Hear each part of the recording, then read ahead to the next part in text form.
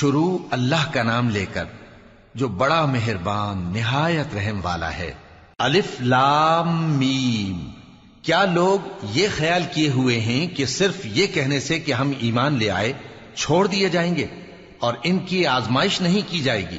اور جو لوگ ان سے پہلے ہو چکے ہیں ہم نے ان کو بھی آزمایا تھا اور ان کو بھی آزمائیں گے، سو اللہ ان کو ضرور معلوم کرے گا جو اپنے ایمان میں سچے ہیں اور ان کو بھی جو جھوٹے ہیں۔ کیا وہ لوگ جو برے کام کرتے ہیں یہ سمجھے ہوئے ہیں کہ یہ ہمارے قابو سے نکل جائیں گے؟ جو فیصلہ یہ کرتے ہیں برا ہے۔ جو شخص اللہ کی ملاقات کی امید رکھتا ہو تو اللہ کا مقرر کیا ہوا وقت ضرور آنے والا ہے، اور وہ سننے والا ہے، جاننے والا ہے۔ اور جو شخص محنت کرتا ہے تو اپنے ہی فائدے کے لیے محنت کرتا ہے، بے شک اللہ تو سارے جہان سے بے نیاز ہے۔ اور جو لوگ ایمان لائے اور نیک عمل کرتے رہے ہم ان کے گناہوں کو ان سے دور کر دیں گے اور ان کو ان کے اعمال کا بہت اچھا بدلہ دیں گے۔ اور ہم نے انسان کو اس کے ماں باپ کے ساتھ نیک سلوک کرنے کا حکم دیا ہے۔ اے مخاطب، اگر تیرے ماں باپ تجھے مجبور کریں کہ تو میرے ساتھ کسی کو شریک بنائے جس کی حقیقت کی تجھے واقفیت نہیں تو ان کا کہا نہ مانیو۔ تم سب کو میری طرف لوٹ کر آنا ہے، پھر جو کچھ تم کرتے تھے میں تم کو جتا دوں گا۔ اور جو لوگ ایمان لائے اور نیک عمل کرتے رہے ان کو ہم نیک لوگوں میں داخل کریں گے۔ اور بعض لوگ ایسے ہیں جو کہتے ہیں کہ ہم اللہ پر ایمان لائے، پھر جب ان کو اللہ کے راستے میں کوئی ایذا پہنچتی ہے تو لوگوں کے ایذا پہنچانے کو یوں سمجھتے ہیں جیسے اللہ کا عذاب۔ اور اگر تمہارے پروردگار کی طرف سے مدد پہنچے تو کہتے ہیں کہ ہم تو تمہارے ساتھ تھے۔ کیا جو اہل عالم کے سینوں میں ہے اللہ اس سے واقف نہیں؟ اور اللہ ان کو ضرور معلوم کرے گا جو سچے مومن ہیں، اور وہ منافقوں کو بھی معلوم کر کے رہے گا۔ اور جو کافر ہیں وہ مومنوں سے کہتے ہیں کہ ہمارے طریقے پر چلو اور ہم تمہارے گناہ اٹھا لیں گے، حالانکہ وہ ان کے گناہوں کا کچھ بھی بوجھ اٹھانے والے نہیں۔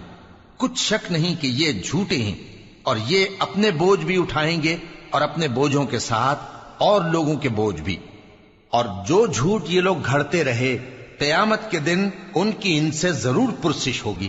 اور ہم نے نوح کو ان کی قوم کی طرف بھیجا تو وہ ان میں 50 برس کم 1000 برس رہے۔ پھر ان لوگوں کو طوفان کے عذاب نے آ پکڑا اور وہ ظالم تھے۔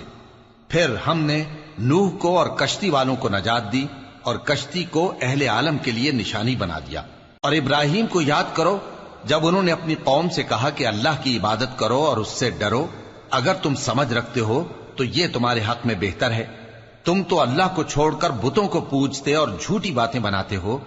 جن لوگوں کو تم اللہ کے سوا پوجتے ہو وہ تم کو رزق دینے کا اختیار نہیں رکھتے، پس اللہ ہی کے ہاں سے رزق طلب کرو اور اسی کی عبادت کرو اور اسی کا شکر کرو، اسی کی طرف تم لوٹ کر جاؤ گے۔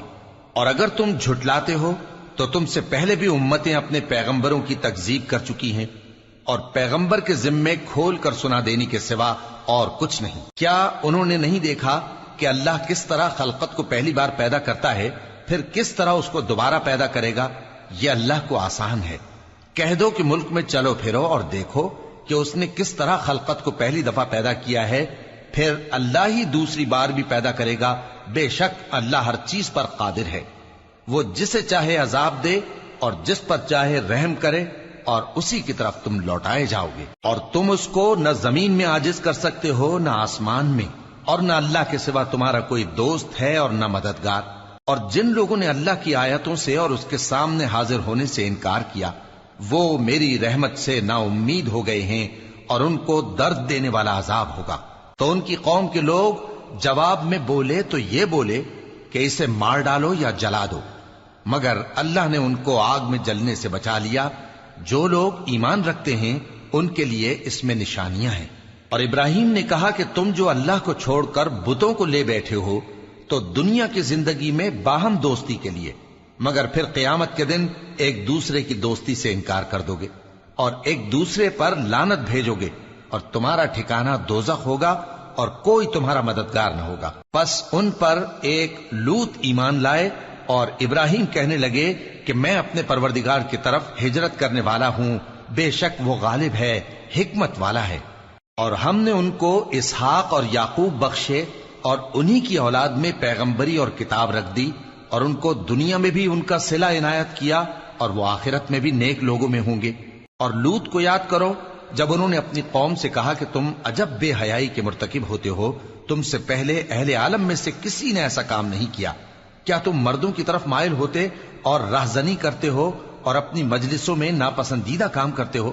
تو ان کی قوم کے لوگ جواب میں بولے تو یہ بولے کہ اگر تم سچے ہو تو ہم پر عذاب لے آؤ۔ لوط نے کہا کہ اے میرے پروردگار، ان مفسد لوگوں کے مقابلے میں مجھے نصرت عنایت فرما۔ اور جب ہمارے فرشتے ابراہیم کے پاس خوشی کی خبر لے کر آئے تو کہنے لگے کہ ہم اس بستی کے لوگوں کو ہلاک کر دینے والے ہیں کہ یہاں کے رہنے والے نافرمان ہیں۔ ابراہیم نے کہا کہ اس میں تو لوط بھی ہیں۔ وہ کہنے لگے کہ جو لوگ یہاں رہتے ہیں ہمیں سب معلوم ہیں، ہم ان کو اور ان کے گھر والوں کو بچا لیں گے بجز ان کی بیوی کے کہ وہ پیچھے رہنے والوں میں ہوگی۔ اور جب ہمارے فرشتے لوط کے پاس آئے تو وہ ان کی وجہ سے ناخوش اور تنگ دل ہوئے۔ فرشتوں نے کہا کچھ خوف نہ کیجیے اور نہ رنج کیجیے، ہم آپ کو اور آپ کے گھر والوں کو بچا لیں گے مگر آپ کی بیوی کے پیچھے رہنے والوں میں ہوگی۔ ہم اس بستی کے رہنے والوں پر اس سبب سے کہ یہ بد کرداری کرتے رہے ہیں آسمان سے عذاب نازل کرنے والے ہیں، اور ہم نے سمجھنے والے لوگوں کے لیے اس بستی کی ایک کھلی نشانی چھوڑ دی۔ اور مدین کی طرف ان کے بھائی شعیب کو بھیجا تو انہوں نے کہا اے قوم، اللہ کی عبادت کرو اور روز آخر کے آنے کی امید رکھو اور ملک میں فساد نہ مچاؤ، مگر انہوں نے ان کو جھوٹا سمجھا، سو ان کو زلزلے کے عذاب نے آ پکڑا اور وہ اپنے گھروں میں اوندھے پڑے رہ گئے۔ اور عاد اور سمود کو بھی ہم نے ہلاک کر دیا، چنانچہ ان کے ویران گھر تمہاری آنکھوں کے سامنے ہیں، اور شیطان نے ان کے اعمال ان کو آراستہ کر دکھائے اور ان کو سیدھے رستے سے روک دیا، حالانکہ وہ دیکھنے والے لوگ تھے۔ اور قارون اور فرعون اور حامان کو بھی ہلاک کر دیا، اور ان کے پاس موسیٰ کھلی نشانیاں لے کر آئے تو وہ ملک میں مغرور ہو گئے، اور وہ ہمارے قابو سے نکل جانے والے نہ تھے، تو ہم نے سب کو ان کے گناہوں کے سبب پکڑ لیا۔ سو ان میں کچھ تو ایسے تھے جن پر ہم نے پتھروں کا مے برسایا، اور کچھ ایسے تھے جن کو چنگھاڑ نے آ پکڑا، اور کچھ ایسے تھے جن کو ہم نے زمین میں دھسا دیا، اور کچھ ایسے تھے جن کو غرق کر دیا۔ اور اللہ ایسا نہ تھا کہ ان پر ظلم کرتا، لیکن وہی اپنے آپ پر ظلم کرتے تھے۔ جن لوگوں نے اللہ کے سوا اوروں کو کارساز بنا رکھا ہے، ان کی مثال مکڑی کی سی ہے کہ وہ بھی ایک طرح کا گھر بناتی ہے، اور کچھ شک نہیں کہ تمام گھروں سے کمزور مکڑی کا گھر ہے۔ کاش یہ اس بات کو جانتے۔ یہ جس چیز کو اللہ کے سوا پکارتے ہیں خواہ وہ کچھ ہی ہو، اللہ اسے جانتا ہے، اور وہ غالب ہے، حکمت والا ہے۔ اور یہ مثالیں ہم لوگوں کے سمجھانے کے لیے بیان کرتے ہیں، اور اسے تو اہل دانش ہی سمجھتے ہیں۔ اللہ نے آسمانوں اور زمین کو حکمت کے ساتھ پیدا کیا ہے، کچھ شک نہیں کہ ایمان والوں کے لیے اس میں نشانی ہے۔ اے نبی، یہ کتاب جو تمہاری طرف وحی کی گئی ہے اس کو پڑھا کرو، اور نماز کے پابند رہو، کچھ شک نہیں کہ نماز بے حیائی اور بری باتوں سے روکتی ہے، اور اللہ کا ذکر سب سے بڑا ہے، اور جو کچھ تم کرتے ہو اللہ اسے جانتا ہے۔ اور اہل کتاب سے بحث نہ کرو مگر ایسے طریق سے کہ نہایت اچھا ہو، ہاں جو ان میں سے بے انصافی کریں ان کے ساتھ اسی طرح مجادلہ کرو، اور کہہ دو کہ جو کتاب ہم پر اتری اور جو کتابیں تم پر اتری ہم سب پر ایمان رکھتے ہیں، اور ہمارا اور تمہارا معبود ایک ہی ہے، اور ہم اسی کے فرما بردار ہیں۔ اور اسی طرح ہم نے تمہاری طرف کتاب اتاری ہے تو جن لوگوں کو ہم نے کتابیں دی تھیں وہ اس پر ایمان لے آتے ہیں، اور بعض ان مشرک لوگوں میں سے بھی اس پر ایمان لے آتے ہیں، اور ہماری آیتوں سے وہی انکار کرتے ہیں جو ہیں ہی کافر۔ اور تم اس سے پہلے کوئی کتاب نہیں پڑھتے تھے اور نہ اسے اپنے ہاتھ سے لکھ ہی سکتے تھے، ایسا ہوتا تو اہل باطل ضرور شک کرتے، بلکہ یہ روشن آیتیں ہیں جن لوگوں کو علم دیا گیا ہے ان کے سینوں میں محفوظ، اور ہماری آیتوں سے وہی لوگ انکار کرتے ہیں جو بے انصاف ہیں۔ اور کافر کہتے ہیں کہ اس پر اس کے پروردگار کی طرف سے نشانیاں کیوں نازل نہیں ہوئیں؟ کہہ دو کہ نشانیاں تو اللہ ہی کے پاس ہیں، اور میں تو کھلم کھلا خبردار کرنے والا ہوں۔ کیا ان لوگوں کے لیے یہ کافی نہیں کہ ہم نے تم پر کتاب نازل کی جو ان کو پڑھ کر سنائی جاتی ہے؟ کچھ شک نہیں کہ مومن لوگوں کے لیے اس میں رحمت اور نصیحت ہے۔ کہہ دو کہ میرے اور تمہارے درمیان اللہ ہی گواہ کافی ہے، جو چیز آسمانوں اور زمین میں ہے وہ سب کو جانتا ہے، اور جن لوگوں نے باطل کو مانا اور اللہ سے انکار کیا وہی نقصان اٹھانے والے ہیں۔ اور یہ لوگ تم سے عذاب کے لیے جلدی کر رہے ہیں، اور اگر ایک وقت مقرر نہ ہو چکا ہوتا تو ان پر عذاب آ بھی گیا ہوتا، اور وہ کسی وقت میں ان پر ضرور اچانک آ کر رہے گا اور ان کو معلوم بھی نہ ہوگا۔ یہ تم سے عذاب کے لیے جلدی کر رہے ہیں، جبکہ دوزخ تو کافروں کو گھیر لینے والی ہے۔ جس دن عذاب ان کو ان کے اوپر سے اور ان کے پیروں کے نیچے سے ڈھانک لے گا، اور اللہ فرمائے گا کہ جو کام تم کیا کرتے تھے اب ان کا مزہ چکھو۔